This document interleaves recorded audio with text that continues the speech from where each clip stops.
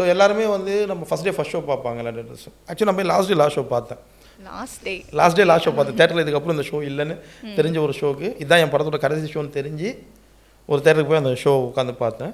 So ரொம்ப கம்மியாக அதான் லாஸ்ட் டே நம்பர் கொஞ்சம் கம்மியான பீப்புள்ஸ் தான் இருந்தாங்க.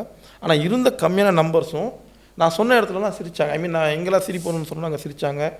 எங்கெல்லாம் வந்து கிளாப்ஸ் வரும்னு வச்சா அங்கே கிளாப்ஸ் வந்து லாஸ்ட் ஷோ கிளாப்போட தான் நான் வெளில வந்தேன். நான் தான் டேரக்டர் அங்கே இருந்து யாருக்குமே தெரியாது. ஸோ அவங்க படம் முடியும்போது எழுந்து அவங்க அந்த சீனுக்கு வந்து எண்டு கார்டு போடும்போது கிளாப் பண்ணாங்க.